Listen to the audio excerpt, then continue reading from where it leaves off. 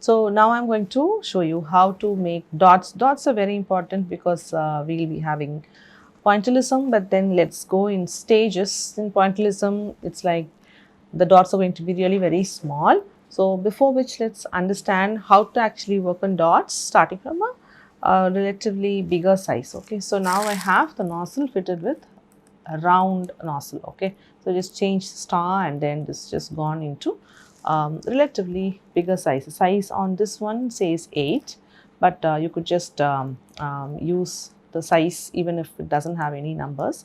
You could just use one that is relatively not too big and then a size of something closer to what I'm using. Okay, so now here it says 90 degrees and then round nozzle, and so hold it at 90 degrees.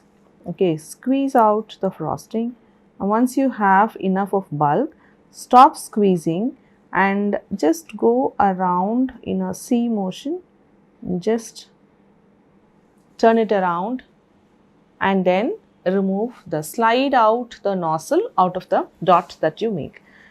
Now the ones that you have to avoid is, if you're going to make a dot like this, stop squeezing, and if you just lift it on top like how you would do for the star piping, then you'll have the tip pointing on the top.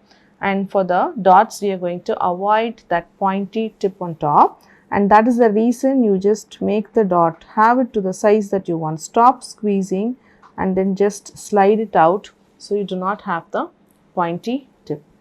So squeeze, get it to a relatively specific size that you're looking at for each of the dot, and just come out using a C motion, which is this.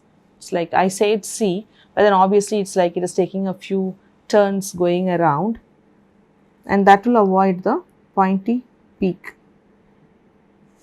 Squeeze, have the dot, stop squeezing, just slide out around by just twisting it.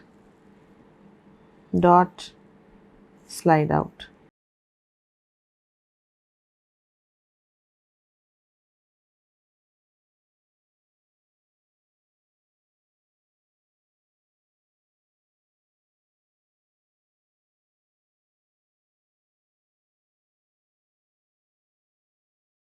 Look at the sizes that we've done. Obviously on the first row you need to understand the pressure, and so each of the dots could be of different sizes.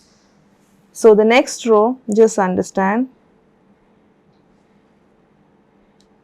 how much pressure you're going to give for each of them, and I'm going to continue doing it until I finish, and then I'm going to because as I talk and I do, then each of my dots are going to be of different sizes, because the amount of pressure I need to give for each, it just needs to come registered from your mind, and that frequency I'm just going to use the gap between each of the dots, how much pressure I need to put for each of the dots, all that.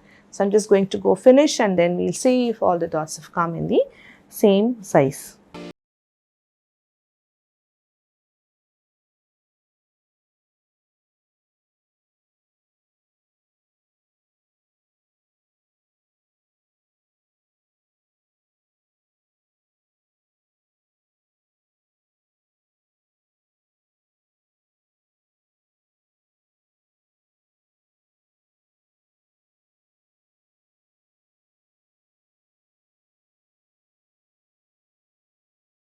Okay, so that will be the row which has the dots, that does not have the peak, and when you're going to do, you will do one full row which are spaced apart, because this is the first level, and once that is approved and all the dots are of the same size, then after approval you will do 3 rows which are of the same sizes again, and with that we will come to the end of the dots practice, which is on level 1, and we also have dots on the level 2, where I will teach you how to do a bit smaller dots and then fill another area. Now catch you up on the next piping practice lesson.